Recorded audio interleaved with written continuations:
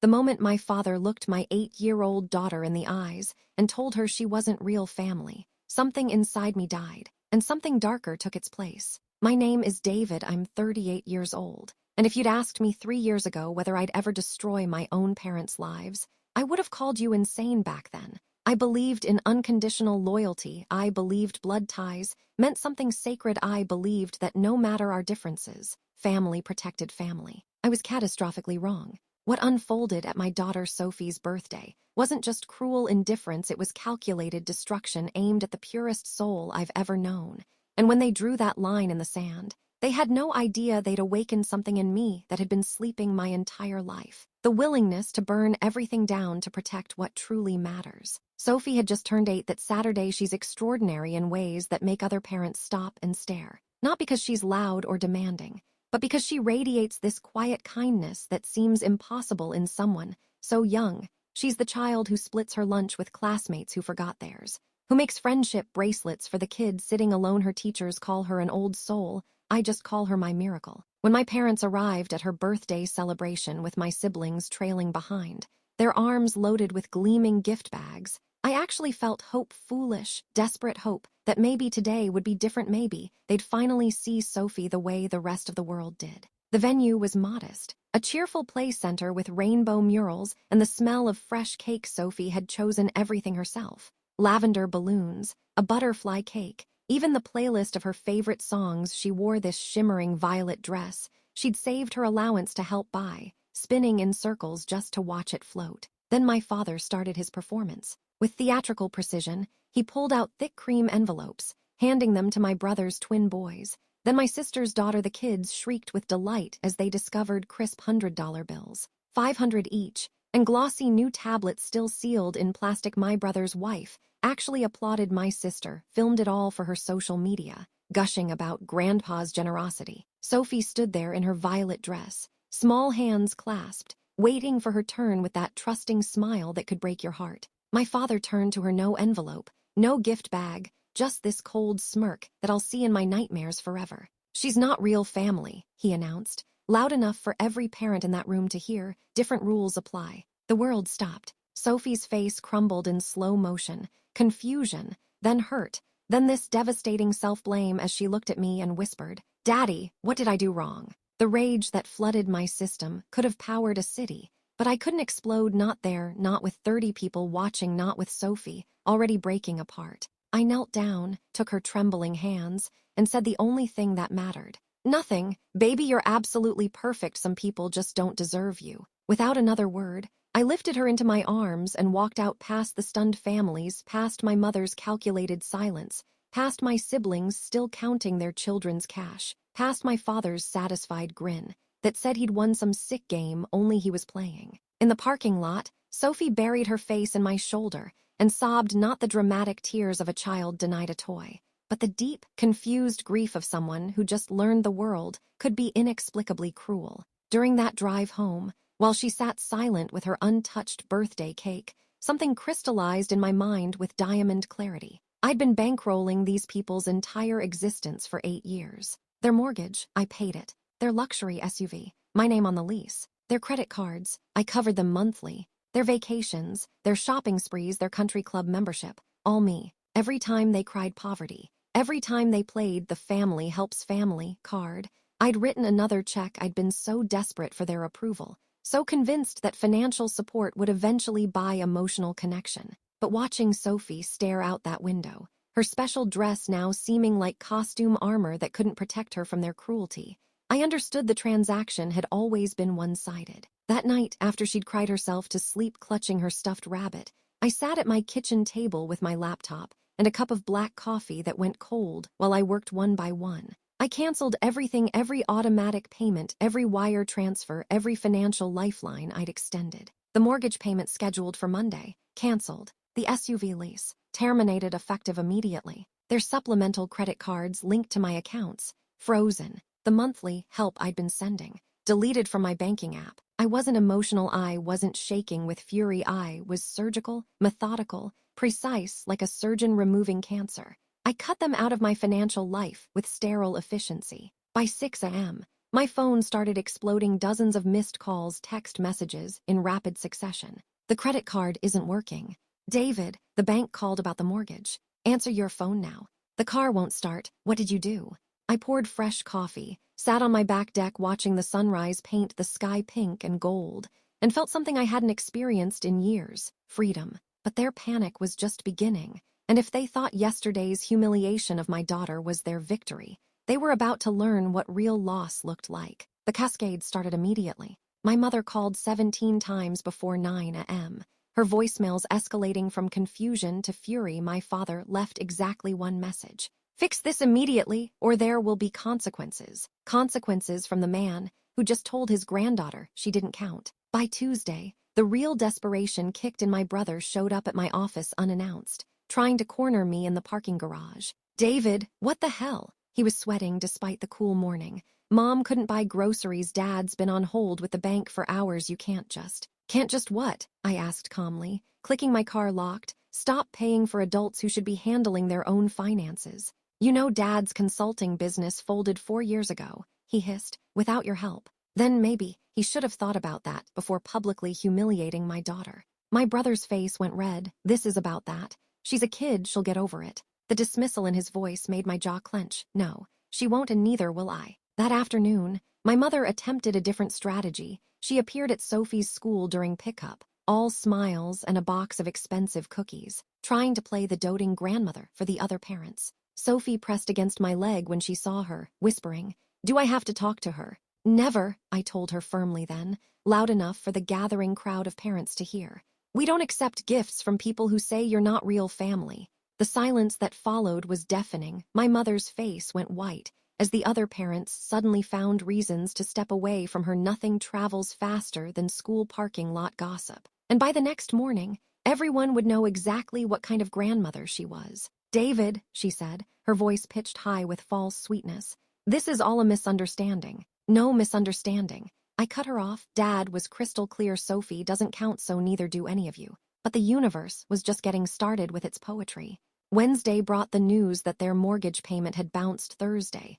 The SUV was repossessed from a restaurant parking lot while they were inside eating lunch they couldn't afford Friday. My sister discovered her business credit line, which I'd been quietly guaranteeing, had been frozen. The family group chat became a war zone of accusations and demands. My father sent lengthy messages about duty and tradition. And disappointing the family name, my sister posted passive-aggressive memes about fake family members who abandoned ship. My brother kept trying to broker peace while simultaneously asking if I could at least cover his car payment just this month. Before you decide this is just another family drama, stick around. Because what happened at Sophie's first violin recital after the birthday disaster will show you exactly how deep their cruelty ran, and why I decided to take everything from them. If you're new here, consider hitting that follow button, because this story is just getting started. Through it all, Sophie watched with those observant eyes that missed nothing. One evening, while practicing her violin, an instrument she'd begged to learn,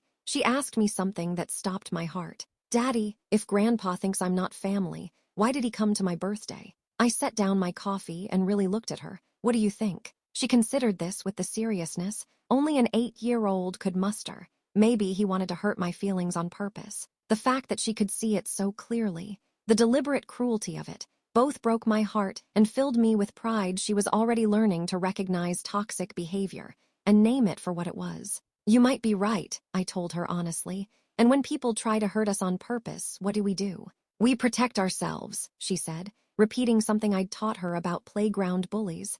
"And we don't let them close enough to do it again." Exactly right, baby. That weekend, something shifted. The calls stopped being angry and became desperate. My father's business contacts were drying up. Word travels fast in our community. When someone's credit cards start getting declined at charity dinners, my mother's book club friends were suddenly too busy for their weekly meetings. My siblings were scrambling to cover bills they'd never had to think about before. But what really started the avalanche was a single document I discovered while organizing my files. A loan application my father had submitted to a regional bank, with my forged signature as guarantor. I stared at that paper for a long time, recognizing my father's handwriting in the careful forgery of my name. This wasn't just entitlement or manipulation. This was fraud, federal, prosecutable fraud. I held that forged document like a loaded weapon, because that's exactly what it was. My lawyer, Harrison, whistled low when I showed it to him the next morning. David, this isn't just fraud. This is federal prison territory. Your father could be looking at 5 to 7 years. Good, I said and meant it. Harrison studied me over his wire-rimmed glasses. You're not planning to make this go away, would you, if someone did this to your daughter?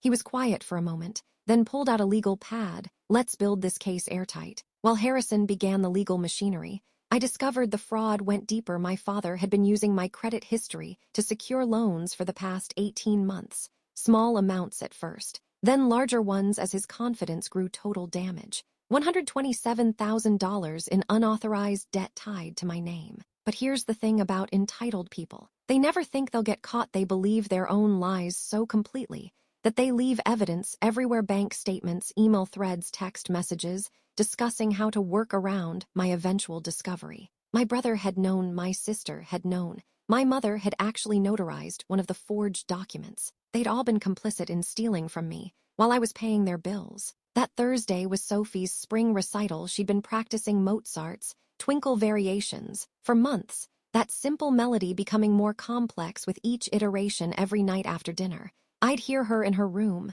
the notes growing stronger and more confident. You'll come, right, Daddy? She asked that morning, anxiety creeping into her voice. You'll be in the front row. Nothing could stop me, I promised. What I didn't expect was for my entire family to show up. They filed into the auditorium like they owned it. My parents, siblings, their kids, taking up an entire row on the left side. I saw them before they saw me, watched as they made a show of greeting other parents, laughing too loud, performing normalcy for an audience that was already whispering about their recent financial troubles. Sophie peeked out from backstage, scanning the crowd. When she spotted me, she smiled, then she saw them, and her whole body tensed. The younger kids performed first. Sophie's group was fifth, giving my family plenty of time to escalate their psychological warfare. Every time a child made a mistake, my father would lean over to my brother and make exaggerated, wincing faces. My sister filmed everything, adding running commentary just loud enough to be disruptive. Then Sophie walked onto that stage in her little black recital dress,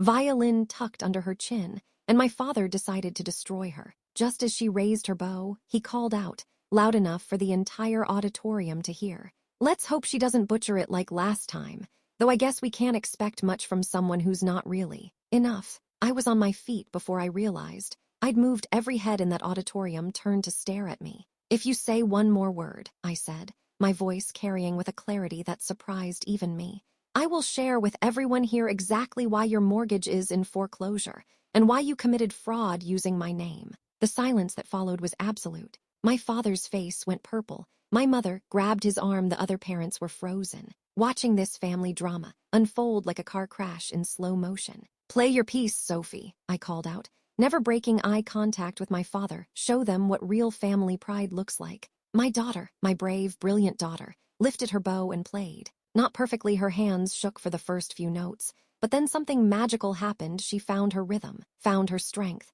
and the melody soared through that auditorium with a purity that made my chest ache. When she finished, the applause was thunderous, not polite recital clapping, but genuine appreciation for a child who'd performed under pressure that would have broken most adults. My family slunk out during the applause. They knew they'd crossed a final line, played their last card, and lost. If you think public humiliation was enough payback, you haven't been paying attention. Sometimes protecting your family means going scorched earth. Hit that subscribe button if you want to see how a forged signature became the key to dismantling their entire house of cards. That night, Sophie curled up beside me on the couch, her violin case at her feet like a loyal pet. "Daddy, why do they hate me?" The question I'd been dreading, the one that required more honesty than I wanted to burden her with. "They don't hate you, baby. They hate that you represent something they can't control. You're proof that I built a life without needing them, and that makes them feel small." She thought about this, so they try to make me feel small instead. "Exactly. That's really sad," she said finally. "For them, I mean." The wisdom in her words staggered me while I was consumed with anger and plans for revenge. She'd found her way to pity, but I wasn't there yet. Maybe I'd never be. The next morning, I made my decision. Harrison filed the fraud complaint with the federal prosecutor's office within 48 hours. My father received notice that he was under investigation for identity theft, wire fraud, and forgery. The The family group chat exploded like a digital bomb. "You're sending your father to prison. This is insane, David. How could you do this to family? You're destroying us over a child's recital." That last one from my sister sealed her fate too.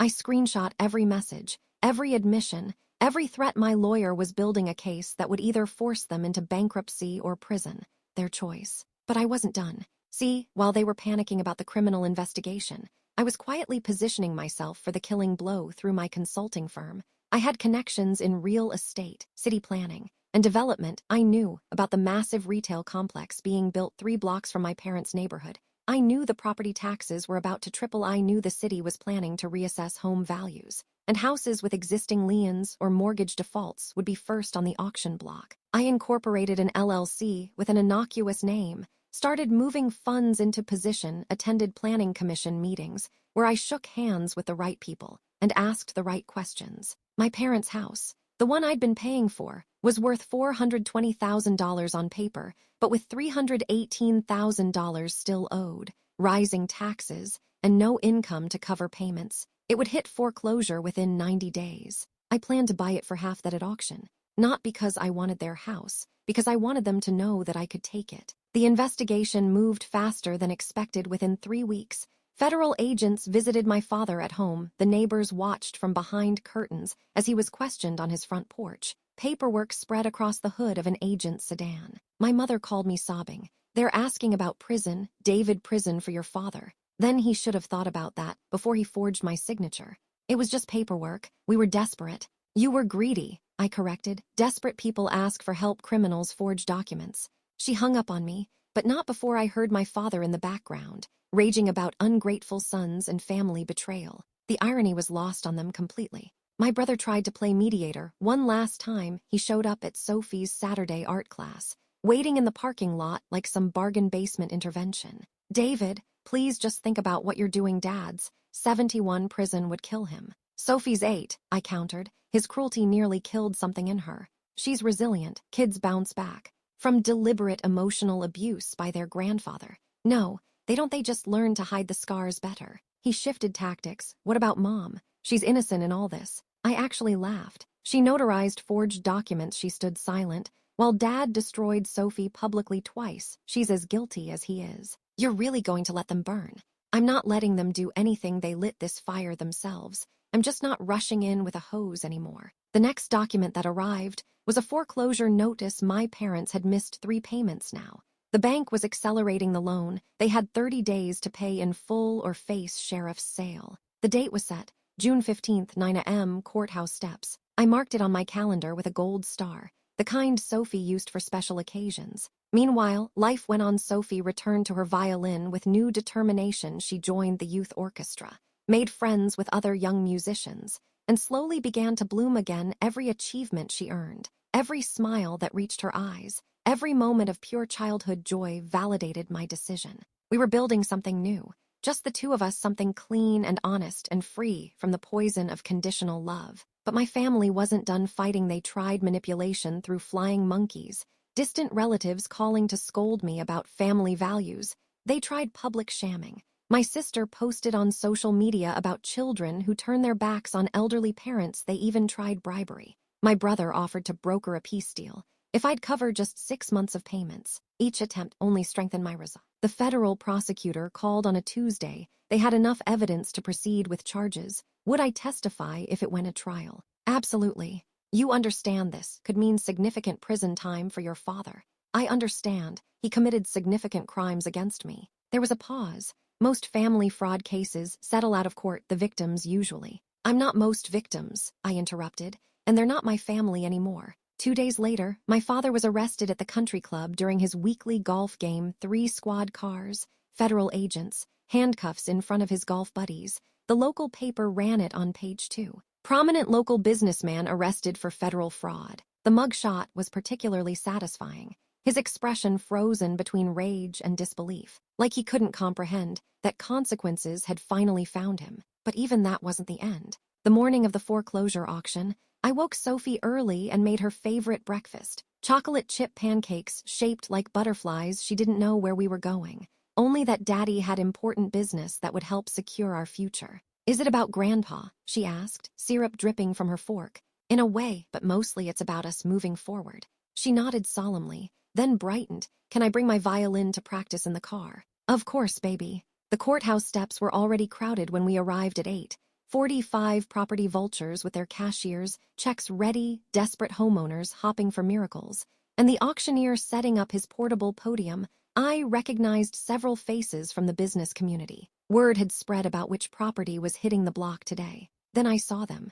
My parents stood off to the side, my mother clutching my father's arm like she might collapse. He'd lost weight since the arrest. His golf tan faded to prison interview pale. They were flanked by my siblings, all wearing their best attempt at respectable clothes, probably hopping to shame me with their presence. They hadn't spotted me, yet I was just another face in the crowd, another investor with a cashier's check. The auctioneer began his patter at exactly 9 o'clock. Other properties went first. A condo behind on HOA fees, a commercial lot with tax liens. Then came the moment I'd orchestrated. Residential property, 47 Maple Creek Drive, 4-bedroom, 3-bath, colonial-style opening bid, set at $189,000 to satisfy the primary mortgage holder. My childhood home, the place where I'd learned to ride a bike, where I'd brought Sophie home from the hospital, where my father had taught me that family meant everything, until he decided my daughter didn't count. The bidding started slow. A few investors pushed it to $215,000, then $230,000. I waited, patient as a sniper. At $247,000, most dropped out. Only 2 other serious bidders remained. $260,000, I called out, my voice cutting through the morning air. Every head in my family turned. My mother's gasp was audible from 20 feet away. $265,000, countered another investor. $285,000, I responded immediately. The investor studied me, calculated his margins, and shook his head. The other bidder was already walking away. $285,000, going once, going twice. Stop! My father's voice cracked across the courthouse steps. That's my son. He's doing this maliciously. This sale should be voided. The auctioneer paused, consulted with the bank's representative, then continued, Sir, this is a legal public auction. The bidder is qualified. $285,000, going twice. David, my mother screamed, please.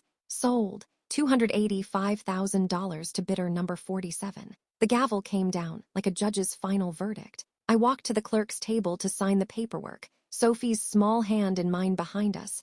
I could hear my family's world collapsing in real time. My mother sobbing, my father cursing, my siblings shouting about lawyers and appeals and family betrayal. Daddy, Sophie whispered, are they sad because you bought a house? They're sad because they're facing consequences for the first time in their lives. She considered this. Maybe now they'll understand how I felt at my birthday. From the mouths of babes. When someone shows you who they really are, believe them the first time, but when they show your child who they are, that's when you show them who you really are. If you're still watching, drop a comment about whether you think justice was served.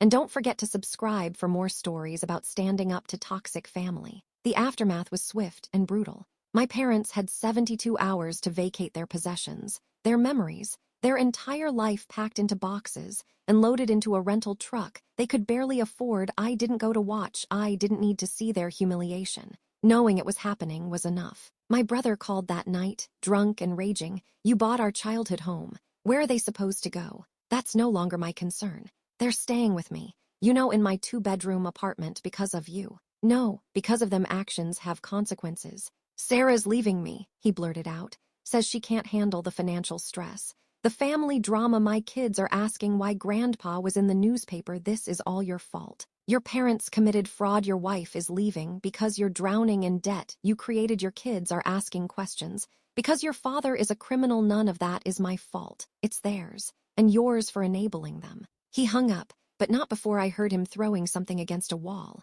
My sister's boutique officially closed the next week without my credit guarantee, without the supplemental income from our parents that I'd been unknowingly funding. She couldn't maintain inventory or rent. The going out of business sale was announced on social media with bitter commentary about family betrayal and fair-weather relatives. The comments section turned into a bloodbath when someone linked the news article about my father's arrest. But the real devastation came from the federal case. The prosecutor offered my father a plea deal, 18 months in minimum security, full restitution, 5 years probation, his alternative was trial, where he faced up to 7 years. His pride wouldn't let him take the deal. "I want my day in court," he told his public defender. "I want to expose what my son has done to this family." The trial was set for September, 3 months for him to stew in house arrest, ankle monitor and all, while sleeping on my brother's couch. During those 3 months, Sophie flourished like a flower finally getting sunlight. She performed a solo at the summer concert,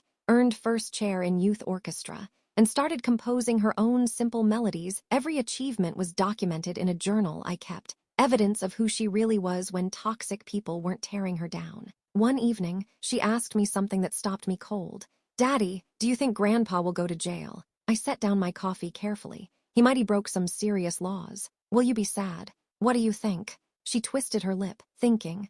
"I think you'll be sad about the grandpa you wished you had, but not about the grandpa he really is." 8 years old, and she understood something most adults never grasp. We mourn the relationship we wanted, not always the one we had. The week before trial, my mother made one last desperate attempt. She showed up at my office with a box of old photos. Me as a baby, family Christmases, birthday parties, vacations, all carefully curated to show happy times. "Look at these," she pleaded, spreading them across my desk. This was real. We were a family. I picked up one photo. My college graduation. I remembered that day differently than the camera showed. My father spent the entire ceremony on his phone. My mother complained about the heat. My siblings left early, but in the photo, we're all smiling. "Pictures lie," I told her. "They show a split second, not the truth. We made mistakes. You committed crimes. You emotionally abused my daughter. You stood by. While Dad tried to destroy her confidence. Those aren't mistakes. They're choices." She aged 10 years in that moment.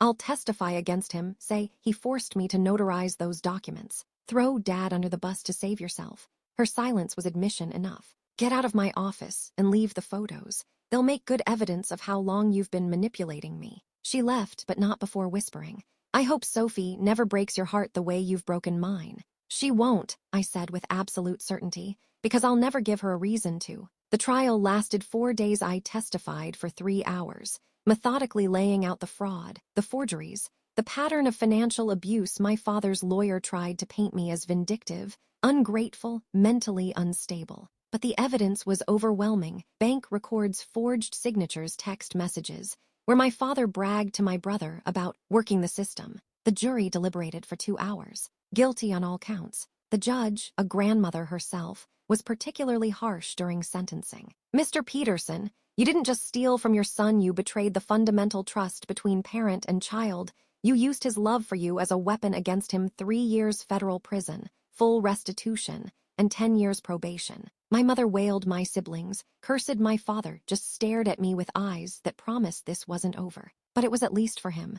That evening, Sophie and I had pizza on the back deck of our house. Not the one I'd bought at auction, but our real home, the one we'd built together. She was practicing a new piece, something bright and hopeful. "Daddy, are we safe now?" "Yes, baby, we're safe." From all of them, I thought about my brother's deteriorating marriage, my sister's bankruptcy filing, my mother's isolation as her social circle abandoned her, the complete destruction of the family empire built on my exploitation. From all of them, she smiled and returned to her violin, the melody floating into the evening air like a declaration of independence. But I should have known. Wounded animals are the most dangerous, and my siblings, watching their parents' destruction, were about to show me just how much of their cruelty they'd inherited. The real war was only beginning. The week after my father reported to federal prison, my siblings made their move. It started with a custody petition. My brother and sister, co-signing as concerned family members, filed paperwork claiming I was an unfit parent, that I'd created a toxic environment for Sophie, that my vindictive behavior proved mental instability. They wanted emergency custody of my daughter. I stared at the legal documents, delivered by a process server on a Tuesday morning while Sophie was at school. The accusations were wild.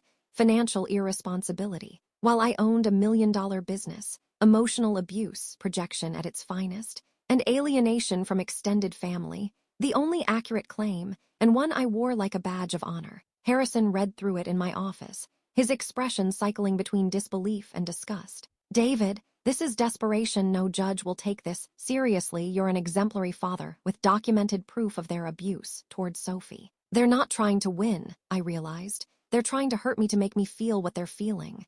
Then they're about to learn a very expensive lesson about frivolous lawsuits. But knowing it was baseless didn't stop my hands from shaking. The thought of anyone trying to take Sophie from me activated something primal, something that made my previous revenge look like a warm-up. That night, I sat Sophie down for the hardest conversation we'd ever had. "Sweetheart, your aunt and uncle are trying to cause problems for us. They're telling lies to some important people." Her face went serious. "What kind of lies?" "They're saying I'm not a good daddy, that you might be better off living with them." Sophie's reaction was immediate and fierce. "That's stupid. You're the best daddy, and they were mean to me." "I know, baby, and the judge will know too, but I need you to understand something might happen. People might ask you questions about our life, about how you feel." She stood up, all 4 feet of righteous 8-year-old fury. "Then I'll tell them the truth. I'll tell them everything." And she did. The emergency custody hearing was scheduled for the following Monday. My siblings showed up looking like they'd raided a costume shop for respectable citizens. My brother in an ill-fitting suit,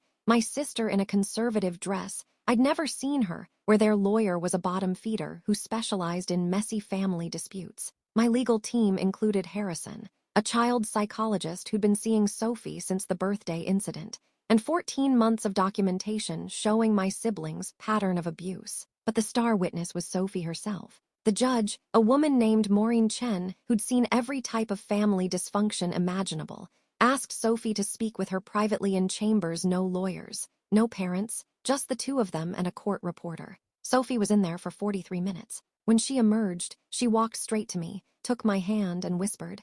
I told her everything, Daddy, even about the recital. Judge Chen returned to the bench with an expression that could have frozen hell. "I've been doing this for 22 years, she began. "I've seen parental alienation, custody weaponization, and every form of family manipulation imaginable, but rarely have I seen such a clear-cut case of retaliation disguised as concern for a child's welfare." She turned to my siblings. "Not only is your petition denied, but I'm referring this case to the district attorney for potential charges of malicious prosecution and filing false reports. Furthermore, I'm issuing a permanent restraining order, barring both of you from any contact with the minor child Sophie." My sister started to protest. The judge cut her off. "Ma'am, your 8-year-old niece just gave me the most articulate, detailed account of emotional abuse I've ever heard from a child." She used words like calculated and deliberate. She understands exactly what you've all done to her. And more importantly, she understands that her father is the only person who's consistently protected her case dismissed with prejudice. The gavel came down like thunder. Sometimes the best revenge isn't what you do to someone. It's what you become despite them. If you've ever had to protect your children from toxic family, you know this battle never really ends, but we keep fighting because they're worth it. Don't forget to subscribe if you want more stories about parents who refuse to let anyone dim their children's light. My brother exploded in the parking lot. "You've destroyed everything. Mom's alone, Dad's in prison, we're all broke. And for what? Your pride." "For my daughter's dignity," I corrected, "something you've never understood." My sister was recording on her phone, probably for another social media rant. "Everyone will know what you did, how you turned your back on family." "Good, let them know I chose my daughter over toxic relatives. Let them know there are consequences for cruelty. Let them know I'm not afraid of any of you anymore." That video never made it online. Her lawyer probably explained how it would look. 2 adults who just lost a custody battle, harassing the father they'd tried to steal from. The next 3 months were quiet, too quiet. My father was serving his time. My mother had moved into a small apartment, surviving on Social Security. My siblings were dealing with their own financial catastrophes for the first time in my life. There was actual silence from my family. Sophie and I settled into a routine school, violin practice, art classes, quiet dinners where we talked about everything and nothing. She was composing more complex pieces now, her teacher calling her gifted in ways that had nothing to do with natural talent and everything to do with determination. Then October brought an unexpected call. "Mr. David, this is Warden Patricia Hughes at the Federal Correctional Facility. I'm calling about your father." My stomach dropped. "Is he okay?" "He's had a heart attack. He's stable, but he's asking for you." I sat in my car outside the prison for 20 minutes before going in. Part of me wondered if this was another manipulation, another play for sympathy, but the man I saw in that hospital bed wasn't playing anything. He'd aged a decade in 6 months, the powerful, controlling father who'd terrorized my childhood. and tried to destroy my daughter looked small, fragile, defeated. "David," he wheezed. I sat in the visitor's chair, saying nothing. "I'm dying," he said. "Not today, maybe not this year, but soon the doctors say my heart's too damaged." "What do you want?" He was quiet for so long I thought he'd fallen asleep then. "I want to know if there's any way back." "Back to what?" "To being your father, to being Sophie's grandfather." The audacity of it should have enraged me instead. I felt only exhaustion. "You were never really my father," I said quietly. "Fathers protect their children, they don't exploit them. And you were never Sophie's grandfather. Grandfathers celebrate their grandchildren, they don't publicly humiliate them." I was wrong. "You were cruel. There's a difference between making mistakes and deliberately causing pain. You chose cruelty. Every single time." He closed his eyes. "Your mother, she needs help. Mom made her choices, she stood silent. While you hurt my daughter, she notarized fraudulent documents. She's experiencing the consequences of her actions, just like you. You're really going to let us die alone?" I stood up. "I'm going to live my life protecting my daughter from people who would hurt her, if that means you die alone. That's a choice you made 8 months ago at a birthday party." I walked out and didn't look back. But the universe wasn't done teaching lessons. 3 weeks later, I got a call from my mother's neighbor. She'd fallen, broken her hip, and had no one to call but emergency services. She was in the hospital, facing months of recovery and rehabilitation she couldn't afford. Sophie overheard the call. "Is Grandma hurt?" "Yes." "Are you going to help her?" I looked at my daughter, really looked at her. "What do you think I should do?" She thought carefully. "Remember when that kid pushed me at school? You said sometimes the best response is to show them we're better than they are. You think I should help her? I think you should do what lets you sleep at night." Wisdom beyond her years, again. I didn't go to the hospital, but I did call the social worker, arranged for her to be placed in a decent rehabilitation facility, and covered the deposit not for her, for me to prove I could show mercy without reconciliation. My mother sent a thank you card. I threw it away unopened. November brought Sophie's biggest triumph, yet she was selected for the State Youth Orchestra, the youngest violinist they'd ever accepted. The audition had been brutal, competing against kids 3 and 4 years older. But she'd played with a passion that transcended technical skill. The celebration dinner was just us. As always, pizza and ice cream. Her favorite, she wore her new orchestra jacket like armor, proud and unbreakable. "Daddy, do you think they know? My grandparents and aunt and uncle, about the orchestra?" "Probably not." "Good," she said firmly. "They don't deserve to know." That night, after she'd gone to bed, I sat in my home office looking at the wall of her accomplishments. Recital programs, certificates, photos of her beaming with her violin, every single one achieved after I'd cut my family off. She hadn't thrived despite their absence. She'd thrived because of it. The phone rang, unknown number. "David," my brother's voice, rougher than I remembered. "Dad's back in the hospital. It's bad this time. And Mom's in rehab with a broken hip. Sarah took the kids and left for good. I'm living in my car. Lindsay declared bankruptcy and moved in with Mom's sister in Florida. We're done." "David, you won." "Is that what you wanted to hear?" "I wanted a family that loved my daughter when I couldn't have that. I settled for protecting her from you. She's one kid. You destroyed 4 adult lives for one kid. I'd do it again tomorrow, and twice on Sunday." He laughed bitterly. "I hope she's worth it. She's worth everything."